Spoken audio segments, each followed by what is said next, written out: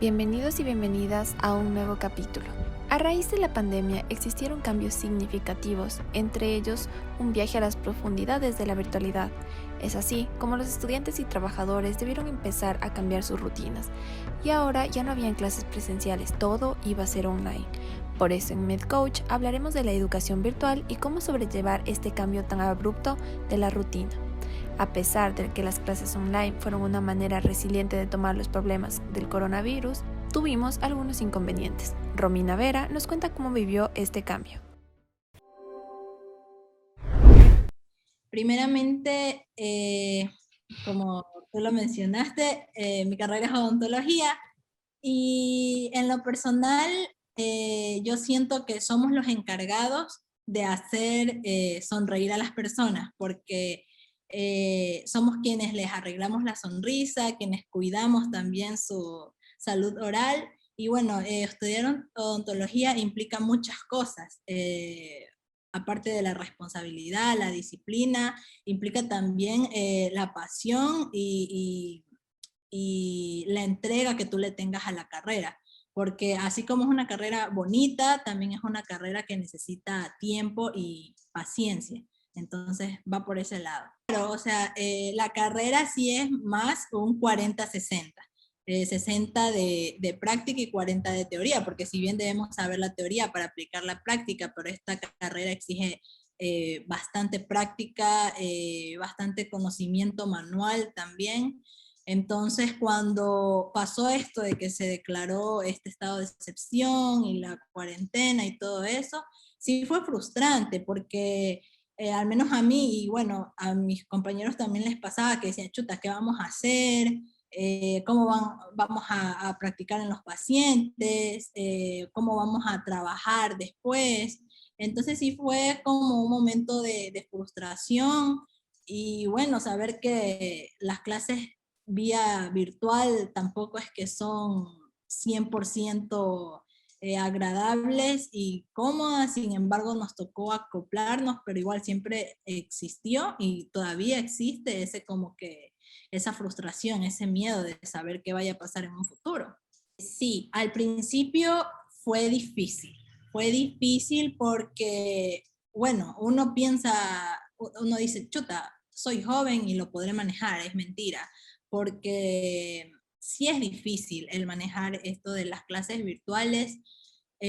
Yo al principio, cuando empezamos el primer semestre virtual, o sea, los primeros meses, todo iba bien.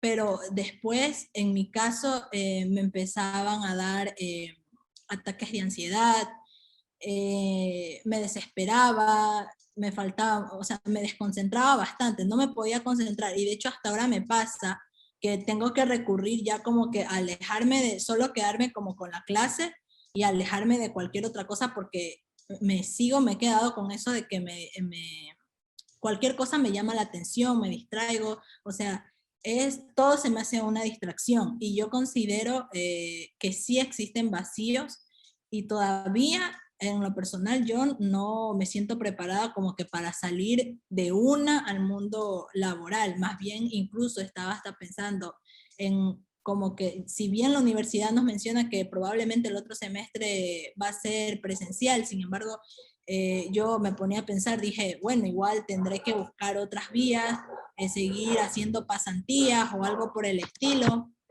eh, para como que afianzar esa práctica y también buscar cursos que me ayuden a esto también.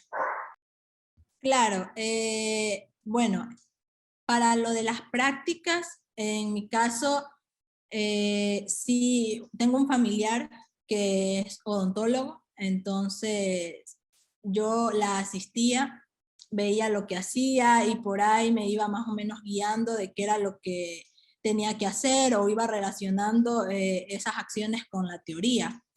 Y bueno, ella también me apoyó llevándome con un colega de parte de ella a ver un tratamiento de conducto. Entonces fue como que más me ayudó a reforzar y bueno, justo estaba pensando ahorita que ya salimos de vacaciones, volver a asistir a un odontólogo, pero bueno, ya en este caso, porque las anteriores sí las hice fuera de aquí, del cantón donde yo estoy, y ahora sí las quisiera hacer aquí. Entonces sí he estado pensando eso como que para reforzar y retomar igual el conocimiento práctico y todo, porque si bien todo este semestre hicimos prácticas, pero solo en fantomas, que son como muñecos que nosotros le llamamos, y no es lo mismo que ver en una persona, no en un ser humano, por ese lado. Por el lado de mi salud mental, como te digo, sí me pegó muy fuerte, la verdad que sí, incluso hasta mis papás sí se asustaron porque como nunca pasé también por un cuadro de depresión, no podía, tenía así de 2 días sin dormir, y eso me afectaba también bastante a mi falta de concentración. Yo me refugié en la fotografía. En la fotografía, salía a tomar fotos aquí mismo en mi casa o cuando veía a mis abuelitos les tomaba fotos.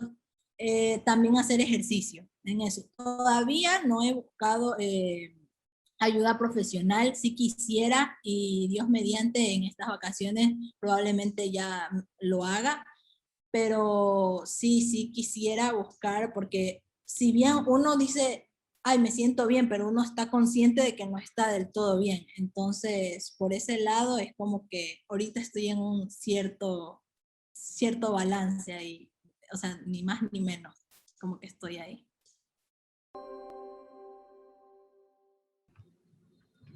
Bienvenidos al 8º episodio de MedCoach. Hoy nos acompaña la psicóloga clínica Gabriela López, quien además es psicoterapeuta integrativa y magíster en políticas públicas para la prevención de drogas. Con ella hablaremos sobre cómo ha afectado en la conducta del individuo la educación en línea. Gabriela, buenas tardes y bienvenida. Buenas tardes, un gusto de poder participar en esta entrevista nuevamente y gracias a ustedes por la invitación. Perfecto, damos inicio entonces. La educación en línea en parte fue positiva para prevenir de contagios durante la pandemia. Sin embargo, hay un cambio de modalidad que no se esperaba y que ha repercutido en niños, jóvenes, también en docentes y, por qué no decir, en los padres de familia que actualmente cumplen el rol de tutores en casa. Pero ya desde la parte psicoanalítica, doctora, ¿por qué decimos que este cambio de modalidad afecta física y emocionalmente en individuos de todas las edades, como lo hemos mencionado? Claro, el cambio que se dio fue muy abrupto, ¿no? De la modalidad presencial y pues ahora que estamos en la modalidad virtual. Justamente, si bien es cierto, su ámbito positivo fue el disminuir los contagios en relación a la pandemia que estamos viviendo, que es el COVID, pero pues ha traído también otras consecuencias, ya que no se lo esperaba. Entonces, a raíz de esto han existido muchos cambios, por ejemplo, a nivel individual, tenemos cambios comportamentales. A nivel emocional tenemos, por ejemplo, la ira, la frustración, el enojo, depresión, ansiedad, tendencia al aislamiento y a síndromes un poco más fuertes, se podría decir, como el síndrome de la cabaña, que es el no querer salir de casa, porque la casa se considera como un lugar seguro, ¿no? Entonces, últimamente, o está más en auge este hecho del síndrome de la cabaña. Sí, también tenemos fobias, por ejemplo, la agorafobia, que es el temor a los lugares abiertos o los lugares públicos, las fobias sociales, incluido aquí el miedo al contagio o el miedo a la enfermedad como tal. Y también han existido cambios a nivel familiar. Por ejemplo, tenemos rupturas en las relaciones familiares o conflictos en las mismas también, o un inadecuado manejo de emociones, tanto por cada uno de los miembros, ¿no? Que se podría decir. Esos son algunos de los cambios que se pueden evidenciar y pues bueno, a nivel físico podría ser, por ejemplo, el hecho de que hay algunas personas que tienden a la obesidad, ¿sí? Al estar en casa, pues uno empieza a ingerir varias veces comida y pues tenemos estos cambios también a nivel físico, ¿no? Y esto puede estar asociado también a la ansiedad, por ejemplo. Entonces sí son cambios que hemos visto a lo largo de este tiempo. Sí, doctor, usted justamente mencionaba varios de las problemáticas, pero mi pregunta es ahora, ¿Cuál de estos grupos es el más afectado durante este proceso de adaptarse a una educación en línea? ¿Y cuál sería el tratamiento que se le puede dar a cada uno de estos grupos? Bueno, no se podría hablar acerca de un grupo específico, ¿no? Ya que todos los grupos, niños, jóvenes, adultos, se han visto afectados de una u otra forma. Sin embargo, cada persona tiene su manera de resolver los problemas, de resolver los conflictos, de readaptarse y también de la resiliencia que cada uno pueda tener ante las adversidades que puedan existir a lo largo de la vida, ¿sí? Entonces, ante esto es importante primero identificar uno mismo sus propias emociones, así como también los distintos cambios conductuales que se puedan haber suscitado durante este tiempo. ¿Sí? Esto también pues nos apoya a la familia, porque la familia ve o identifica estos diferentes cambios que se han suscitado, ¿no es cierto? Por ejemplo, una persona que antes era muy extrovertida y pues ahora esa persona tal vez tiende al aislamiento, está como retraída o introvertida. Son cambios que dan cuenta de que existe algo en la persona que está generando este cambio emocional, se podría decir. ¿Qué hacer en estos casos? Primero, identificar, como decimos, ¿sí? Porque uno tiene que ser consciente de sus propias emociones, de sus propios pensamientos y sensaciones como tal. Y pues obviamente, como les decía, el sistema familiar también aporta dentro de esta dinámica para poder identificar. ¿Sí? En el caso de que sean, por ejemplo, patologías graves, como las que mencionábamos hace un momento, como fobias, eso sí ya tendría que tener una atención a nivel psicológico por parte de un profesional, porque estamos hablando de que ya son patologías, ¿sí? Entonces, ya no es, el individuo solo por sí mismo no puede resolver este tipo de patologías, ¿sí? Y posteriormente, pues esto desencadena en otros problemas más. También, pues, está asociada a la ansiedad, la depresión, que con el tiempo también pueden generar conductas más autolesivas, por ejemplo, en la depresión, ¿no es cierto? Un intento autolítico o intentos de suicidio que pueden relacionarse con este trastorno. Retomamos. Básicamente la pregunta, doctora, es ¿cómo el individuo puede identificar que está atravesando una de las situaciones que usted ya mencionaba, ya sea de depresión, de ansiedad, de desarrollar algún tipo de fobia? Porque debido a esta modalidad virtual y de confinamiento, el círculo familiar muchas veces tiende a normalizar ciertas conductas o ciertas reacciones, ¿no? Entonces, ¿cómo el individuo puede darse cuenta que necesita la intervención de un especialista?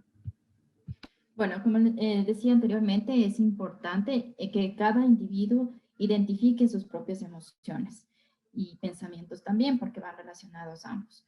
En el caso, por ejemplo, sobre todo de los jóvenes y de los adultos, ellos pueden expresar, ¿sí? O también tenemos conductas, por ejemplo, como decía, en la depresión la persona tiende a aislarse, pasa solamente encerrada en el cuarto, pasa tal vez llorando, pasa desconectado de las redes sociales. Hay un cambio totalmente de conducta, ¿sí? En los adultos lo mismo, o sea, por ejemplo, el deseo de no querer ir a trabajar, el deseo de igual quedarse solo en la casa, por ejemplo, empezar a ingerir muchas veces durante el día comida, puede ser, o una sensación de nerviosismo, o una falta de respiración que van asociadas, por ejemplo, a la ansiedad, ¿sí? El sentir como que me ahogo, una opresión en el pecho.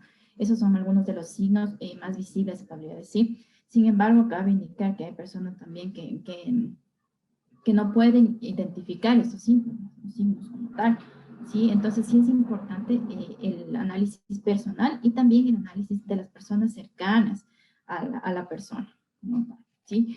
Porque, como les digo, a veces son enfermedades silenciosas, o sea, uno puede decir estoy bien, me siento bien.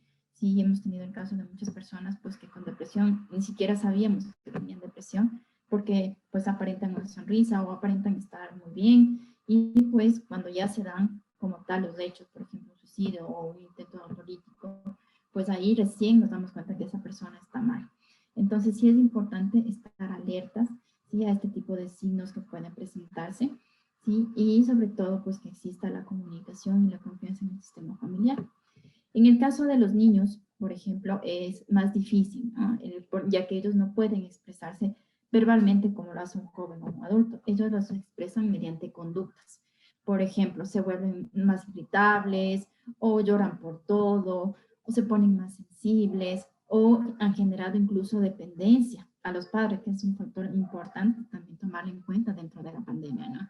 Han generado tal vez tanto temor los niños al COVID como tal o a la pandemia que estamos viviendo y el cambio brusco que se dio, pues que han generado dependencia a los padres e incluso también conductas anteriores, ¿no? Que generan, por ejemplo, si antes dormían solos, pues ahora quieren dormir con los papás, ¿sí? O si iban al baño solos, ahora necesitan que papá o mamá esté con ellos en el baño. Entonces son conductas que se han vuelto también importantes de tomarlas en cuenta en este tiempo y que son signos de alarma. Doctora, en caso de ser necesario, ¿cómo se pueden entablar vínculos de manera asertiva entre el menor, el padre de familia y el docente? Porque muchas veces vemos conductas diferentes en nuestros niños en casa porque les da pánico, quizás porque a veces los profes dejan muchas tareas y no les alcanza el tiempo o no tienen ese tiempo de recreación, de verse alguna película. Entonces, por ejemplo, en estas situaciones que muchos hemos vivido desde la modalidad virtual, ¿cuál sería la manera de poder entablar este vínculo entre el niño que le pueda comunicar al padre y el padre poderlo hacer al docente, ¿no? Sin evadir cualquier situación no sé, del profesionalismo, ¿no? Porque obviamente los docentes tienen que dejar tareas, entonces, ¿cómo hacer? Bueno, es importante primero que se genere la confianza, la comunicación en el sistema familiar entre padres e hijos para que pues exista también posteriormente este otro vínculo con el docente o con el sistema educativo como tal. Ahora también es un punto importante, depende del sistema educativo, ¿no? Porque hay personas o hay colegios o instituciones que han dado mucha apertura a la modalidad de, por ejemplo, chats institucionales o chats del grado o del paralelo del niño, niña, adolescente, ¿sí? O incluso también han proporcionado el número del docente, ¿sí? Que es una herramienta bastante buena porque ha permitido generar vínculos, ya no solamente como se generaba anteriormente de la pandemia, ¿no es cierto? Que eran los vínculos físicos, afectivos, como tal, sino ahora a través pues, del Internet que también se pueden crear estos vínculos afectivos emocionales. Entonces, si es que han permitido o si es que se da este desarrollo dentro de las instituciones educativas, también han permitido fortalecer el área emocional de los pequeños, ¿no? Que en este tiempo se ha visto afectada y pues que existe una inestabilidad. Y sin embargo, pues han logrado generar vínculos a través del área virtual como tal, los niños, con sus profesores. Sí, obviamente también podríamos poner que depende de las características de personalidad, pues tanto de los niños como de los docentes, que también es un factor importante, porque pues obviamente no todas las personas tienen la misma apertura, ¿no? Y como decíamos anteriormente, también las personas tienen una forma diferente de la resolución de problemas, de la resiliencia como tal. Entonces son factores que sí dan cuenta y determinan la relación que podemos iniciar con las demás personas o establecerla. Entonces, esa podría ser una de las modalidades, pero como les digo, depende mucho de las instituciones educativas.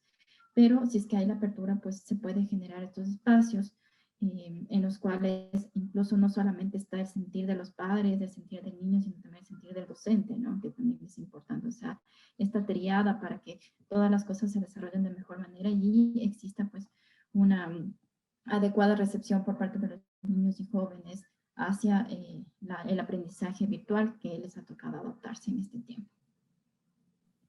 Retomando, con respecto a la educación ya de manera general, no solo en el caso de los niños, sino también de los jóvenes universitarios, ¿cómo ha sido el rendimiento que usted ha podido notar? ¿Ha sido positivo? ¿Ha sido negativo? ¿O qué se puede rescatar de esta modalidad virtual? Bueno, el rendimiento podríamos decir que no es el mismo, ¿no? Que en las clases presenciales, obviamente por la modalidad que es distinta. Yo me pongo en el caso, por ejemplo, de los adolescentes que tienen que estudiar física o química o matemática, que es mucho más complejo hacerlo mediante forma virtual, ¿no? A comparación, pues, de un niño de 5 o 6 años que está aprendiendo las sumas, las restas, pues, que es mucho más fácil, por así decirlo, incluso para los propios padres enseñarles a los pequeños. Pero en el caso de los adolescentes yo creo que ha sido más difícil para ellos en el ámbito del aprendizaje como tal. Aparte de eso, también es importante que tomemos en cuenta las condiciones socioeconómicas, por ejemplo, que no todas las personas tienen acceso a la educación. Pongámonos el ejemplo de las zonas rurales, ¿sí? Que no tienen acceso a Internet. Entonces es una limitación. Y si tomamos en cuenta, pues dentro de la Constitución tenemos el derecho a la educación. Entonces ahí se estaría incluso vulnerando un derecho, ¿sí? Sin embargo, pues en medida de lo posible ha intentado el Ministerio de Educación mismo llegar a esos lugares de alguna forma, mediante la radio, que he escuchado estos programas de forma continua, pero si nos ponemos a ver, pues la educación va a ser muy distinta, ¿sí? Porque también depende de las capacidades que tenga cada persona para poder aprender y aprender, es decir, captar esos conocimientos que se están impartiendo por parte de los profesores, ¿sí? Entonces, yo consideraría que sí existe un desnivel, se podría decir, en la formación académica, pero pues no queda de todo, ¿no? O sea, el hecho también depende mucho de las capacidades que cada persona tenga para aprender, de la autoformación incluso que puedan realizarlo en casa y del tiempo que estén dedicados, ¿no? Porque es cierto que tal vez la modalidad virtual nos ha limitado muchos aspectos y también en cuanto al tiempo, por ejemplo, pasamos pegados a las computadoras literalmente. Entonces eso sí nos limita nuestra vida social y nuestra vida también familiar, pero es importante también delimitar los tiempos. Y si nos ponemos a ver también, pues en los horarios educativos existen momentos de receso, ¿no? Que son importantes también para el desarrollo personal de cada individuo. Perfecto, doctora. Y ya para finalizar, ¿qué recomendaciones usted puede dar a los estudiantes para que adopten a sus vidas nuevos hábitos de estudio y puedan ejercer sus actividades de una manera positiva y no frustrarse con este confinamiento que a todos en algún momento nos ha cambiado quizás el rumbo de las cosas, ¿no? Bueno, es importante primero establecer un espacio adecuado para el estudio, ¿sí? Porque a veces nos ubicamos, yo que sé, en la cocina o en el comedor, que no son espacios adecuados, ¿sí? Entonces sí es importante generar un espacio adecuado en donde exista iluminación adecuada, también, por ejemplo, que esté lejos de estímulos visuales como la televisión, estímulos auditivos, igual como la radio o algo que nos genere distracción, porque al momento de atender es mucho más difícil atenderlo virtualmente que atenderlo de forma presencial, ¿sí? Porque me implica más atención, más concentración y más habilidades cognitivas, ¿sí? Aparte de eso, también tenemos que dividir el tiempo, generar un horario, una rutina establecida en el cual no descuide mis actividades propias personales, sino que también pues las integre a esta rutina nueva que nos ha tocado vivir. Por ejemplo, tenemos el horario de clases, posteriormente el almuerzo, en la tarde tal vez una actividad recreativa, posteriormente a eso los deberes, si son deberes muy largos, por ejemplo, debemos segmentarlos, ¿sí? Es decir, fraccionarlos, ¿para qué? Para que no me canse, para que no me genere frustración, para que no me genere ira, sino pues todo lo contrario, que ese aprendizaje que estoy adquiriendo en ese momento pues sea favorable para mí. Entonces, dividir el tiempo, si por ejemplo, si esa tarea yo considero o anteriormente he tenido la experiencia de que en esa tarea me demoro unas 2 horas, pues hacerlo tal vez, trabajar unos 40 minutos, descansar unos 10 o 15 y volver a realizar, completar la tarea y pues realizar otra tarea. Sí, tampoco es bueno dejarlas inconclusas, ¿no? Porque genera más estrés en la persona. Entonces es importante combinar con actividad. También organizar el espacio en donde vamos a estar, ¿sí? Ya que el desorden pues obviamente nos genera más tensión, no vamos a encontrar las cosas fácilmente. Entonces es importante también tener un espacio ordenado, limpio, ¿sí? En el que yo me sienta a gusto para yo poder realizar mis actividades cotidianas. Eso sería en general más o menos las recomendaciones que podríamos tener en casa, que son sencillas.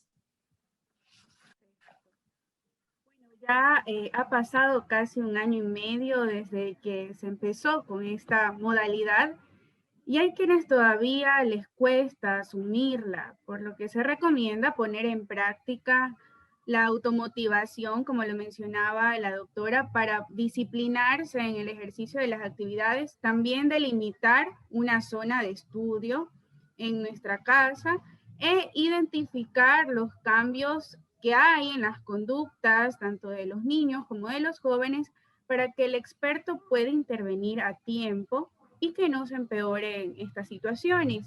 Gabriela, ¿cómo la pueden seguir en redes sociales?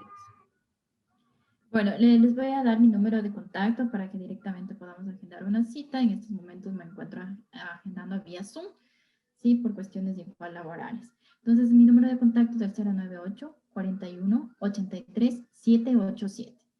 Cualquier cosa, pues estoy a las órdenes, con mucho gusto de poder ayudarles. De esa manera pueden contactar a la doctora Gabriela López, como ya les mencionaba, ella es psicóloga clínica. Y de parte del equipo de MedCoach le queremos agradecer por esta entrevista. Esperamos tenerla en una próxima oportunidad.